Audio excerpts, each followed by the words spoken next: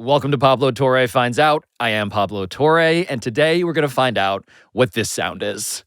Happy birthday. Sending best wishes and hoping all is well.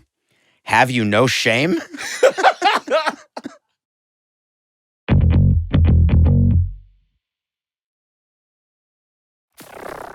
Hey, buddy.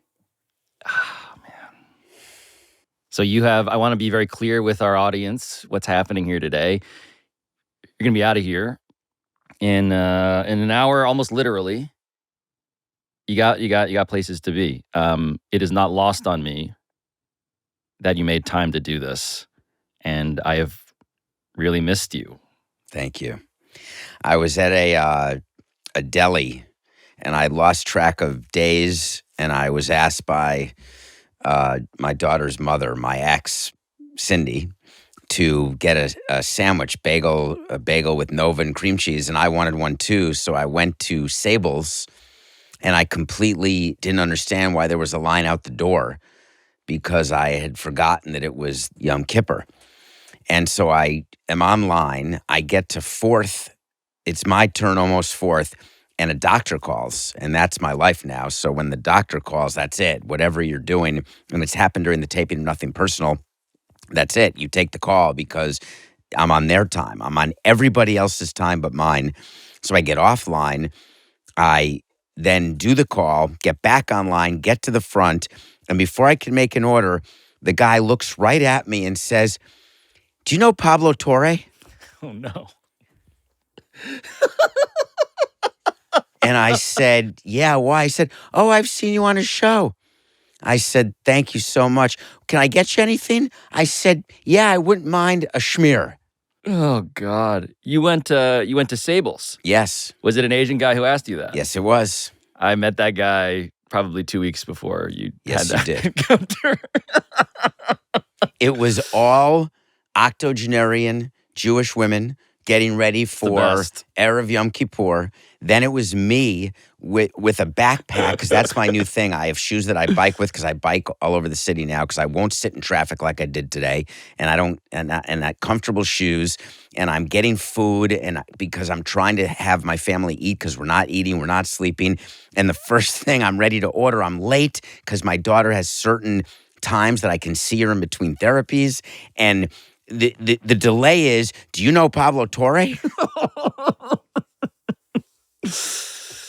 There's a variety of ways that I need people to understand and appreciate what it is that your life is now. One of them, I hope, is informed by the fact that you're the person for whom normal, everyday shit is fascinating through the lens of how you see the world. We've done episodes with you about losing your senses of smell and taste. We've done episodes with you in which you bring us inside of baseball arbitration against your former employees. We do episodes with you with John Skipper typically sitting right here in between us. He is not here today. He was supposed to be. Then we said we should just do this, me and you, because the thing that you always bring to the table is a level of candid strangeness that reads as foreign, even alien, to so many of our mutual friends. And now, in what you're dealing with in the present, which only begins to explain why you haven't been on the shows people have expected you to be on, your own show, Nothing Personal. I've been gone for 2 weeks as my family has been dealing with a critical situation. I have a daughter who is seriously ill, and it came out of nowhere. And I have been spending the last 2 weeks trying to figure out how to do the only thing that matters, which is to take care of her and my other children and my family. And I've made a promise to you all that you've been with me for all these years, that I would not in any way lie to you. I would not in any way mislead you. I would not in any way do anything to break the trust that we've built together over all these years, where you know you're going to get it from me straight. And I wasn't ready. That's the bottom line. I wasn't ready to talk about it. I wasn't ready to think about it, other than to do what was in front of me, which was to figure out how to deal with something that is unthinkable, unimaginable, can't be happening, and you open your eyes 24 hours a day, and it happens. It's in front of you. There's nothing you can do. There's no escape from the nightmare of a life changing in the blink of an eye. My struggle is that I can't find the meaning right now. It doesn't serve as a distraction to me right now. And on September 12th, when I got the call about my daughter, out of nowhere, it was out of nowhere, Pablo. I mean, it was out of nowhere. This was not, there is no way to describe what it is when the phone rings and it's someone calling you who you speak to often, but you knew that was a strange time to call because my brain is keeping track of where people are and what people are doing, because I thought that I would always want to be ready for whatever particular call could come at a particular time, because I always try to plan for any possible outcome that could possibly happen. You and me eating at a restaurant, you're already, if you haven't listened to David on this show before, you should know that he's already planning the exit strategies. You have, as a function of your foremost desire, control. The irony, I don't have control over anything. Nothing. I can't make my daughter better. I can't put my family back together. I can't put our lives back together. I can't do anything. I can't control when the doctors call me back. I can't control when test results come. I can't control one thing. And that's why I'm biking back and forth to the hospital every day from where I live, because, and I've got, I mean, Show this them. isn't for the You've shown air. your feet before. So I have cuts You've all shown over. toe. I mean, man. I'm bleeding everywhere. You have bandages under your blue dress socks. I can't deal with the fact that I can't control the outcome. I've never entered a fight that I know. So that's that. So biking in New York is a problem because people are idiots. You're somebody for whom, again, the piece of tape on the side of the table, whether the water bottle has a label on it, whether this thing got breathed on by somebody else, you're someone for whom the small things have always been comically frustrating. They're easy. No, but they're easy. Look, there's a yellow sticker here that says control. Has that always been here? I have a yellow button. I didn't That's some I didn't kind ever of notice torture. it, but you are tracing it back and forth with your finger. You called me on September 12th. And it was one of the scarier calls that I've received from someone that I care about, because I was almost immediately informed, not with words, but with tone of voice, that something really scary had just happened to you.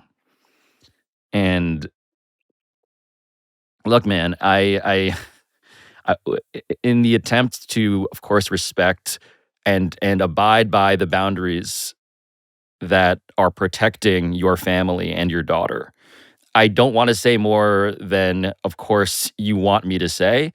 So I want to focus in, frankly, on just you as a person that I think we as a show, certainly our audience, but we as friends of yours have just really been worried about and thinking about.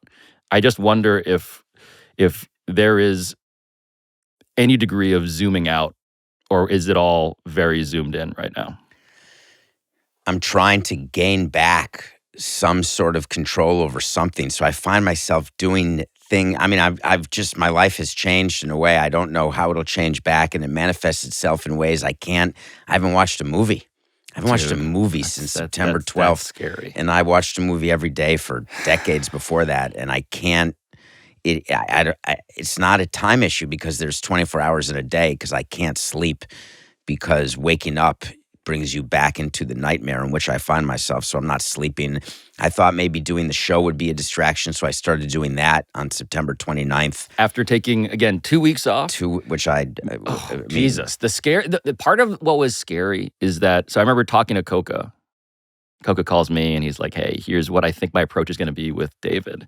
Because our assumption would be he's going to want to work day one, because that's just his constitution. That's what he will want to do, and it'll be our job to push back. And when word came that, in fact, you could not, would not, did not want to do the thing that has always been your comfort zone, the thing that you do for fun. That provided you, by the way, in the decision to become a media person, some establishment of control over your life. I'm going to do this that makes me happy now. I'm going to find out what that is. When you didn't want to do that, it became very unsettling. Were you surprised about that? How you personally responded? When I got the phone call, the first thing I thought of was that I tried to fast forward to everything. I tried to do what I do in my brain, which is to go through every pathway.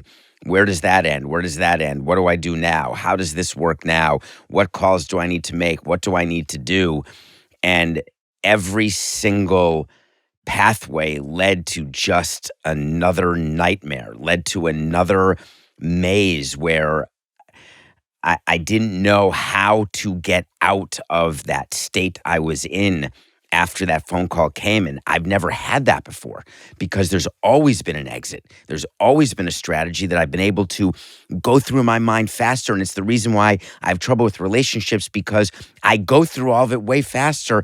And all of a sudden, Le Batard will say, slow down, David. I'm not there yet.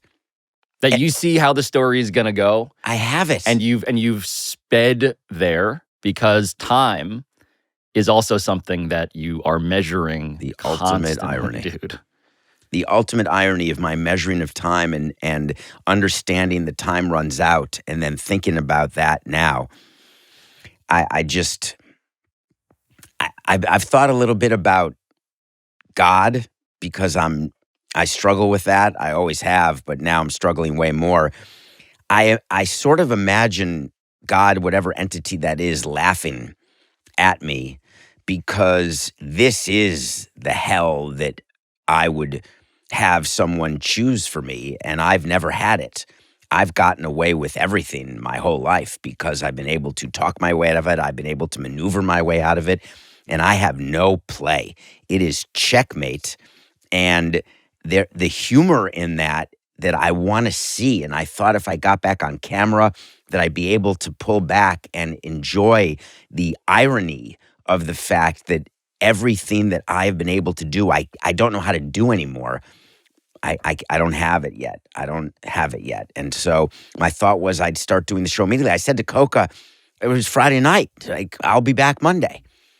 And then it just became obvious that I didn't have the pathways projected right. I had them all wrong.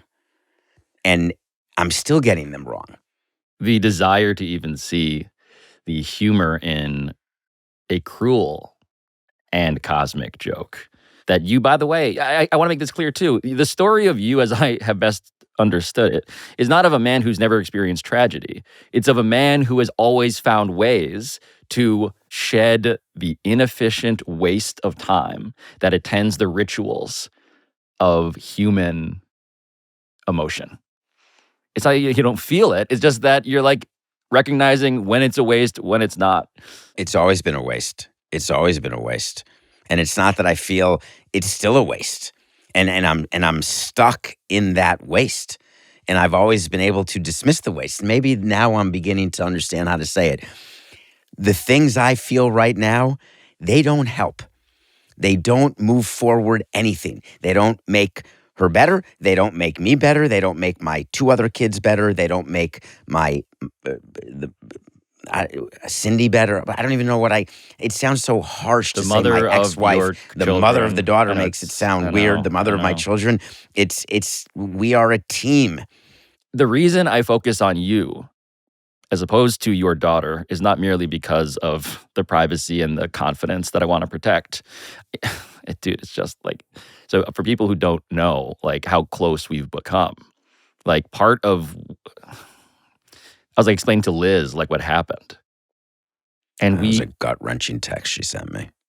But we had stayed with you and your daughter how many weeks before September 12th? There was nothing wrong. We were in the same house together, watching movies. The fucking earthquake that destabilizes everything that isn't stopping yet. The reason I turn my focus to you is because I genuinely haven't talked to you enough.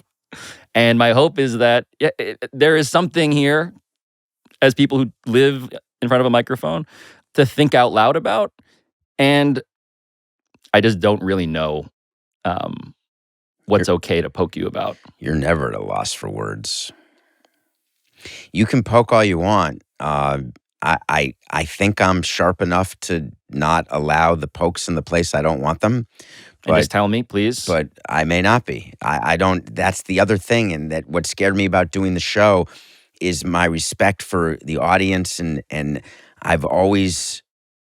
That's been the thing since the first time I did Nothing Personal. Is and there was one person listening to my first show in October of 19. And Coke and I have been together ever since. I just respect people's time because I want my time to be respected. And so how can I ask for that if I won't give it? And I've always been willing to give it. And I don't want to sit in a waiting room at a doctor's office for 45 minutes. I can't handle that. And there is no more on my time. It's done. Like, it's done. What's done? The ability to have someone respect my time the way that I'm willing to respect theirs, it's done. Because now I'm on somebody else's schedule all day, every day, no matter what happens, no matter what plan I have. What's unbelievable to me is that all I'm asking for is like communication. It's what we do for a living. We communicate. You don't have to lie to me. You don't have to mislead me. You can not like me. You cannot love me, but just tell me what's happening. And I've had to learn a new language because it's a new language when you're in the world of doctors. They don't speak English. And then, of course, the first thing is don't Google anything. Well, hold on. I need to teach myself because otherwise I'm at a disadvantage. And I don't go into conversations at a disadvantage. I won't do it because then there's an opportunity to lose. There's an opportunity for me to get something wrong. The doctors don't sit and teach you all of this language. The healthcare, I got a call from the insurance company. Hey, it's the complex case manager calling to just anything you need. Yeah, there's a lot I need. All right, well, thank you for the time. Like, that was the call. So it was a check the box call, and I'm not impugning the insurance company. It is what it is. I mean, big picture, I just feel like you're on a journey through the American healthcare system, of course, with various advantages that you are trying to leverage that are not nearly helpful enough, even with those advantages. I have so many advantages. I have so many things that other people in my position don't have, which is another source of guilt that weighs on me like a 2,000-pound weight. But just listen. And it doesn't even matter. Well, that's the irony. That's the thing, is that like you're somebody for whom you've collected real bonds and relationships with people who, in the nightmare scenario that you're living, ostensibly, you would absolutely draft in the first round of just like people who might let me cash in a favor right now. And you've been doing that. And yet, it's life. It's life.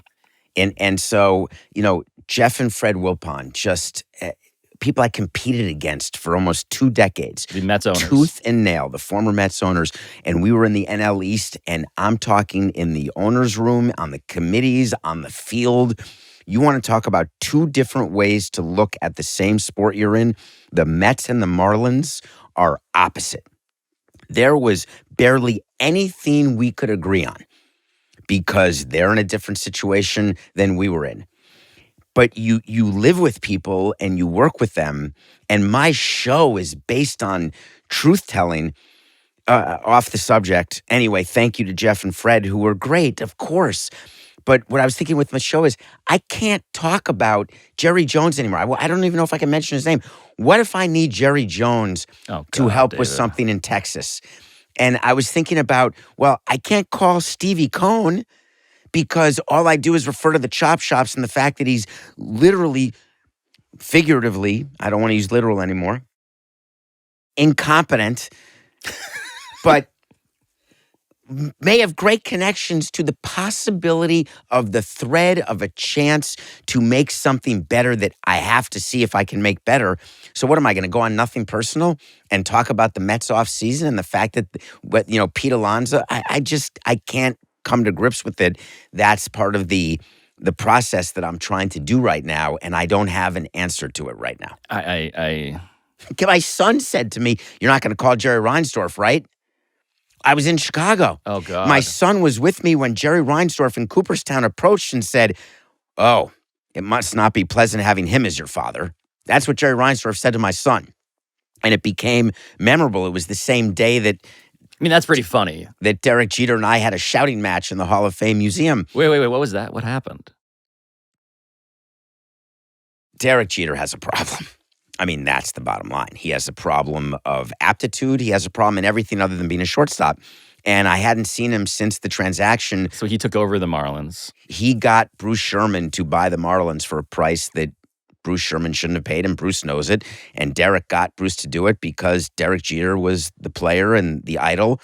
And he took over the team, and it turns out that he's a shortstop, not a president. So he got fired, of course, and that was the end of Derek Jeter. And I had not seen him.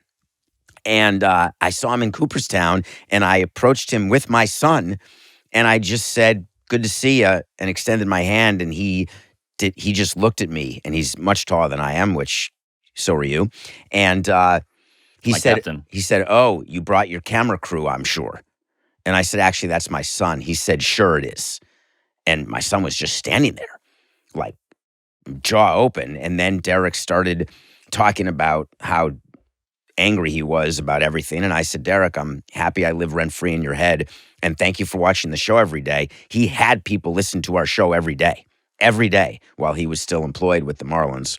And I then just said, "Okay." And he started walking away. I started walking away. And then he yelled across the Hall of Fame store some terrible thing toward me. And my son was standing right there.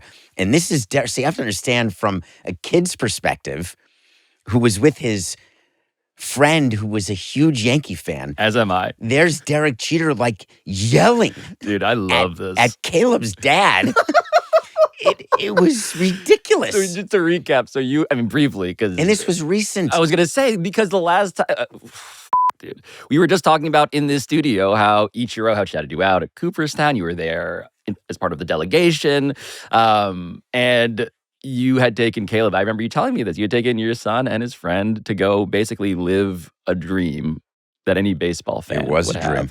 And part of the dream that I don't think I ever considered was Derek Jeter basically motherfucking your dad, which is so good. Which, of course, and then Caleb's response, "Hey, what was the highlight of the weekend?" As we're driving the 4 hours back, because I didn't want to miss a show. So Sunday after the ceremony, I get right in the car to make it back because I have a show Monday morning.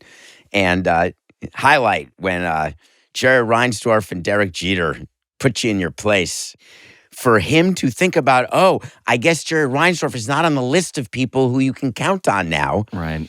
But the fact is, if I called Jerry Reinsdorf today and we were in Chicago, my daughter got sick in Chicago. She was there for work. She doesn't live there. And we were in Chicago for longer than I've ever been in Chicago without winning a playoff series. And I would have called Jerry. And I would have called whoever. Anybody. You could. Who could help. Anybody. And Jerry would have taken the call. Well, no, I would have had to leave a message, and I would have had to say why I was calling, because otherwise he wouldn't have taken the call. I think my last text from Jerry was, "You have some nerve wishing me a happy birthday." That was because I do wish him a happy birthday. That is another favorite thing you do. I remind, because I don't want. Anyway, I'm a birthday person. I like saying happy birthday, and his birthday is the same as my late sister, who passed away way too young, and they have the same birthday. So I've always known Jerry's birthday. So I always text him on his birthday, and I have it here. It was. Please read it, because it's one of the funnier things about just how you do human interaction is that you are also just cheerily out of the ether wishing people happy birthday when the last memory they have of you is, "I fucking hate that guy." Happy birthday. Sending best wishes and hoping all is well. Have you no shame? Telling you, it's right there. literally right there. Have you no shame in response to that specific birthday message? I'd like to tell you I'm making it up, but as you know, me, it's just your it's life. right there. It's just your life. So I had not seen Jerry, and I saw him in Cooperstown. And the first thing he did when I said, "Jerry, I'd like you to meet my son." Why his does first comment was, "How sorry you." Can you imagine hearing that as your son? I have two thoughts. Two thoughts. One is that Caleb is used to it. Second thought. Second thought is why does Jerry Reinsdorf hate you? He's very unhappy about nothing personal. And so your show is listened to by the executive class across all sports, but baseball is particularly, of course, interested. A lot of people listen. And you're one, look, for those who are just meeting David for the first time, former president of the Marlins, blah, blah, blah, blah, blah. But the member of the C-suite, the executive class, a guy whose home that I stayed in with your daughter, with Liz, with Violet, you have a World Series trophy, the real thing, because you are the president of a team. And so you talking about all of this in the way that you do with me on your show, with Dan, with Lebitard. Yeah, people don't love it. Although they must listen. So this is it. So hate listen or love listen to me is the same. I just want you to listen. And the background with Jerry goes all the way back to when Rob was 2014 at a hotel in Baltimore when he did not want Rob to be the commissioner. And I did. And we went at it with votes. We were trying to collect votes. I was secretly meeting with the Washington Nationals owners while I had someone telling Jerry that the Nationals owners were out of the room because Jerry thought he had the votes to block Rob, and he did. And there were 3 or 4 votes. And I actually, it's the way my life has changed. Before September 12th, I had gone to the framing store because I had a piece of my life that I wanted to have framed. And what it was... You're a collector of things, by the way. That's the other thing you learn when you visit your home, is that you frame and collect and honor the various cool experiences. I do, because to me, it shows me. I don't do it for others.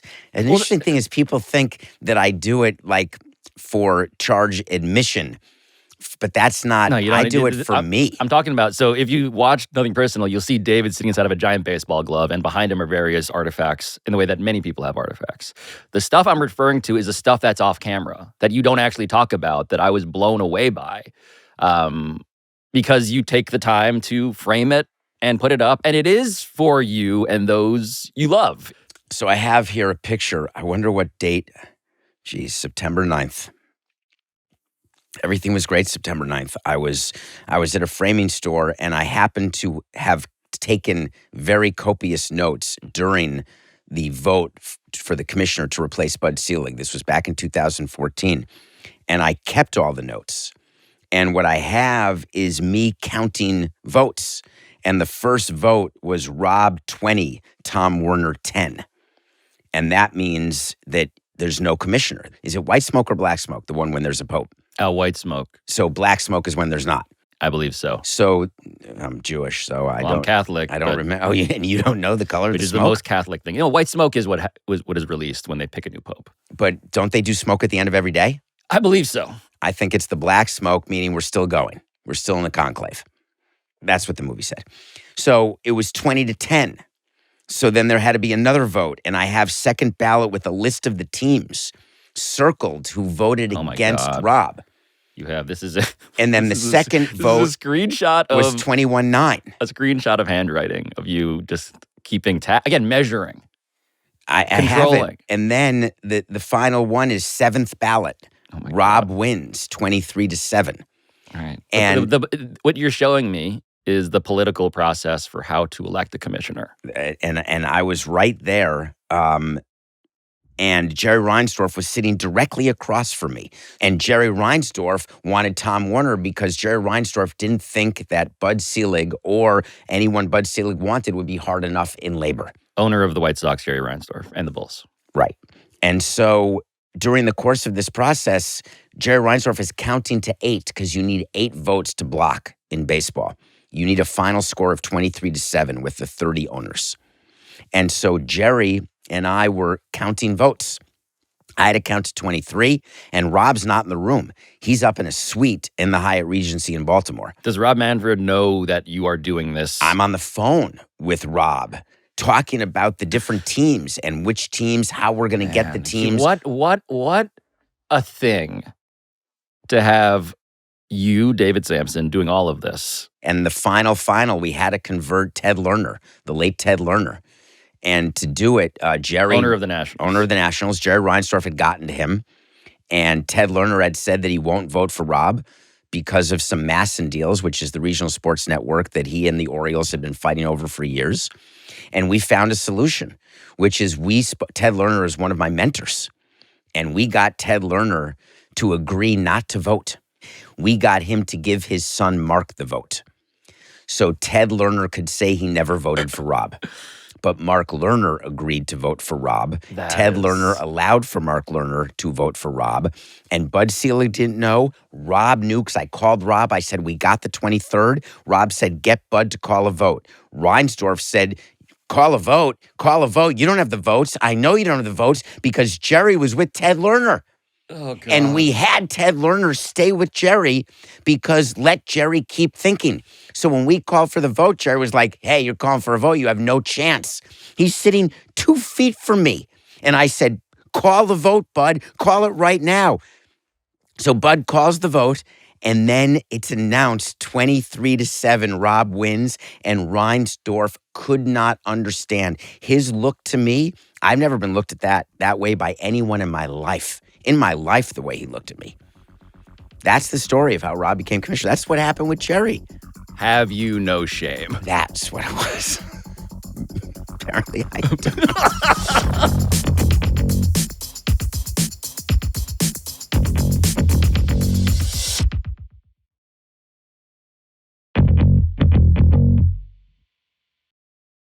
One of the reasons why we have become close friends is because your stories are not merely, here's a war story from a thing that happened. It's the strategy. We're talking franchise swaps. We're talking just power plays that catch people by surprise. Everyone is surprised except for you. You found the way to play by the rules and get the outcome that you were fighting for. I learned it from George Steinbrenner, by the way. George Steinbrenner told me, and this is one of his mantras, is don't be upset with me for what the Yankees do because I don't break any rules. It's like it's like what Ballmer tries to say, except Steinbrenner, other than when he got suspended and when he hired people and all these. Other than the stuff that enabled me a fruitful childhood as a Yankee fan. Outside of all the things that, got him famously punished. And suspended from I would from say, the game. Other than that, he's nothing like Ballmer. Oh. But the point being, he always said, listen, I'm going to play by the rules and you take your revenue sharing. He was so angry when we beat his team in the World Series because he literally felt like the players beating him were the players he paid. And he would sit in the suite at Pro Player or at Yankee Stadium and we would spend time. And the players he paid because of the luxury tax? Yeah, revenue sharing. One of the letters that I have framed that I don't talk about much was the letter of congratulations from George when we won. And I felt like it got signed with blood. Did it also end with, have you no shame? No. It might as well, though. By the way, so I'm like, we're taping this before Game 3 of Yankees-Red Sox. And I've been watching the Yankees towards the end of the season, especially closely. And one of the things that you told me when we were just on the phone, one of the rare times we've been on the phone, like the only time actually before this sit down that we've been on the phone talking. And I forced you to talk to me because... Thank you. Dude, it's just, what I told you is what is now clear, I think, to everybody, which is that I genuinely love talking to you and I love hearing about what's in your head. And this has been a chapter of your life in which I think you lost confidence in that, and that I would feel that way. So you don't need to thank me. It's just, frankly, as always, a mixture of total self-interest from me because I think it's good. But also, I was worried that you were behaving so differently. This is my very long way of saying that you were telling me about Giancarlo Stanton, your former employee, or in this case, according to George Steinbrenner's framework, one of his also. I love Giancarlo, and we go back a long way. And he's a Yankee, and he wants a ring, and I want him to get a ring very, very badly. And he's known my kids. He met my daughter when she was young, 12 years old maybe. And he's known Caleb since he was, I don't know, first grade. We drafted him, I want to say 09, and I want to say he was in the big leagues in 11. But I probably have my years wrong, but you forget as the years pass. But yeah, he made the bigs in 2010. 2010. So yeah, Caleb was 7 years old. And anyway, so I was speaking to him, and the way we do right before the playoffs start, where we have the same conversation each year, like, all right, like, let's go. Like, it's ring time right now. And this conversation was very different when I spoke to him about what was going on in my life. And some things are just more important. Like, all of a sudden, things are more important. And it was the day where Stanton hit his 450th home run against the Orioles. The 2-2. Fly ball deep right. Jackson back on the track. At the wall. See ya! A 3-run home run over the high scoreboard. And the Yankees are on the board 3-0. He hit a home run in the first inning, and my daughter and I were watching. And it was... From the hospital. Yes. And she smiled at the home run, which was amazing, because she doesn't even like baseball. She hates that I'm in baseball, hated it growing up, hated the attention. It took you from them. It took me from them, always. So it's always associated with that. And I just texted Giancarlo like, hey, why can't you hit like 162 home runs? Because if you're thinking of people and sending love and hitting a home run, like, just can't you think of someone different every night? So to just explain, though, what happened is Giancarlo Stanton does the Babe Ruth thing. He does the thing in the movie when he had just heard news that was a sick tough young person has inspired him to win one for the Gipper. And I just thought to myself, as president of the team, why didn't I line up like 162 sick people? Like, forget like worrying about sliders down and away on a 1-2 count. Just line them up. And he laughed. I get it. It's so ridiculous. But you think now I went back into my president's mode for a hot second. And you're like, wait a minute. What if I held Giancarlo Stanton emotionally hostage with an unending series of sick children?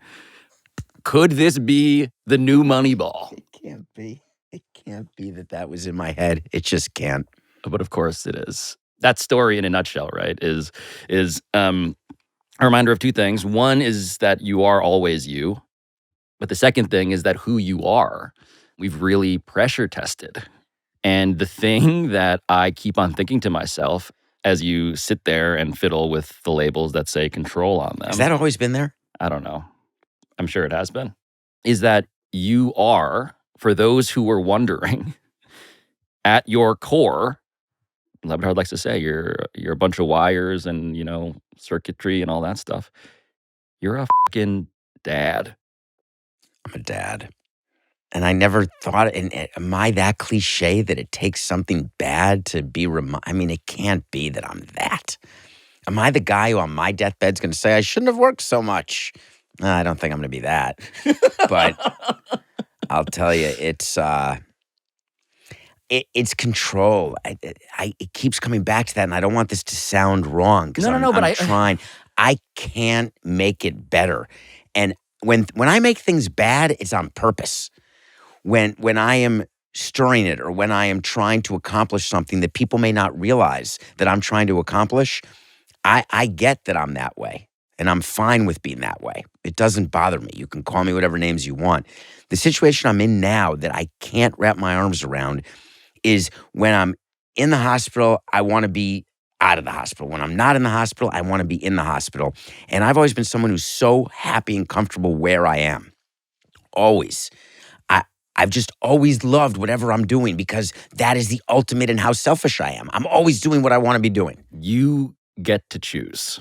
That's been my principle. You working to get to the point at which your life is one way, and now on September 12th, it's another. 6:42 p.m. God. That was that. And there's no other that's to be had. You have tried for your entire life to transcend, optimize, avoid, account for, deliberately win the game against the human condition. And you are stuck, not in control of what happens to one of the people that you would give everything to help. It doesn't mean I'm going to stop. So that's the other issue I have is I'm not giving up the thought. My assumption is that I have no control because I haven't found the right path. So what I spend my days and nights doing is figuring out, okay, that's not it, dead end, next. Okay, that wasn't it. And so I'm going to keep going and I can't stop. So it's causing me to be tired and grumpy and to transfer anger that I have towards something that I shouldn't be angry about because what can I do? The guy that kind of just trying to sell you some smoked fish, man. Right. And also like and subscribe. Do you know Pablo Torre? If you would have seen me at Sable's that day, you would not have believed what happened that day. Oh, man. 20 people online fighting over the last bit of herring. Ahead of the holiest day of the year. Do you know Pablo Torre?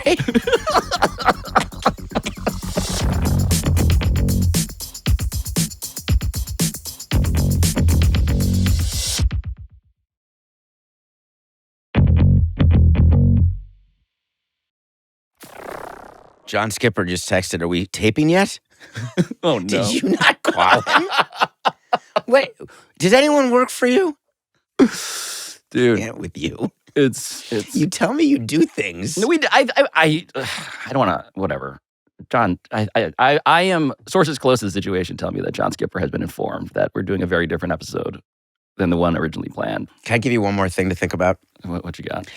Do you know I didn't know the number of episodes you had done on Balmer until our friend at Sable's said, wait, are you recording number 6? And I paused by saying, I'm sorry. He said, well, there's been 5 episodes, and now are you taping a 6th? Think about that for a minute when he's surrounded by lunatic people trying to get food before the fast. So, Yeah. I was thinking about the way you are with Balmer, the way you are with investigations, the way you've built this show, and I need you to teach me because you have to, as an investigative journalist, run into dead ends. You have to run into, okay, that wasn't right, that's not right. What happens? Do you ever run out of the path? Of course. I think the thing. Do you drop the story then? Well, this is. I'll tell you. It's such a good question, and my staff sometimes laughs. I think at what my solution tends to be, which is when you try really, really, really, really hard at something and it's a dead end. The question I ask is that attempt to try really, really, really hard that doesn't come up with the thing you want, is that attempt now part of the story? To you, everything's part of the story, though. No.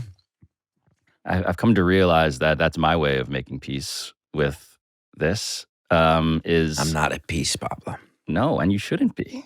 You really shouldn't be. And the way that look, as far as I can tell, as someone who loves you, the way to think about this, and not that I've ever gained the credibility to talk or advise on this, but the way that I see you intuitively living your life in the way that unsettled me and jarred me and made me afraid is, I think, exactly what you should be doing, which is inefficiently and hellishly and unrelentingly stopping the other shit that you'd prefer to do to be a dad. It's the nothing. Can you imagine the failures I've had as a dad? This is the monster of all failures. I mean, I'm going to be the person who says the obvious, which is that, of course, this isn't your failure. I mean, but that's, if you're a consequentialist, you're a consequentialist. So We had dinner, you, me, Liz, Kara, in August or whenever it was that we were together, and we talked about consequentialism and how, for you, drunk driving is something that you don't grade on a curve. What was the outcome? if someone dies, that to me it's not manslaughter.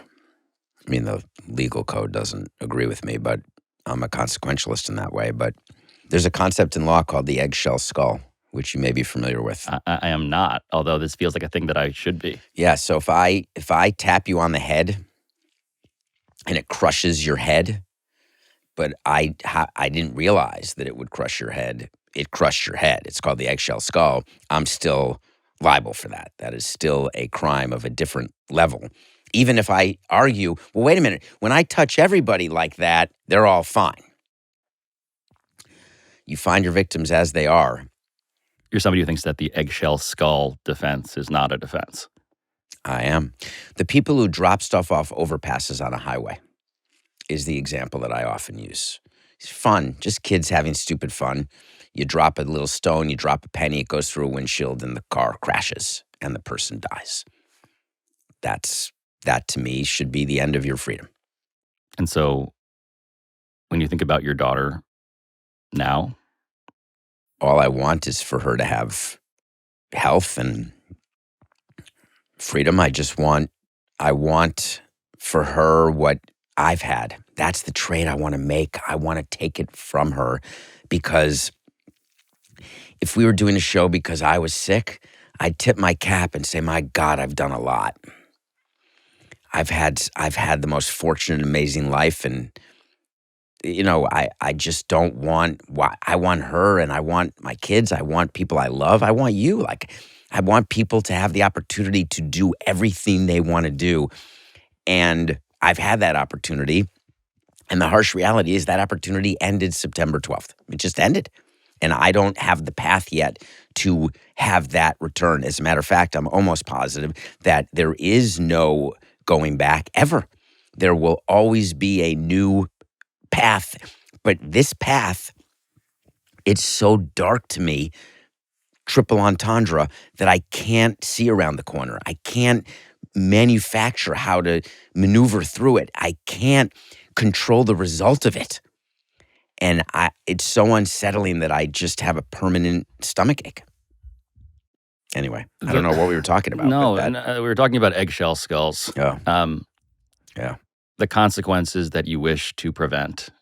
The last thought I have is that how you do this, how you've been doing this, how you've been doing your career, strategizing, scheming, finding the ways to win. It just makes me think that even if the consequences are not controllable, guaranteed, any of that, it's hard to think of someone better to have leading their team. Your daughter has you doing your best, and I don't know if there's a better draft pick than David Samson. And I'm not just saying that. I mean, you're going to try everything. Every path. And you're right. It's not going to be because you didn't try. Thanks. I got to go. You got to go. All right, thanks. I love you. Love you too.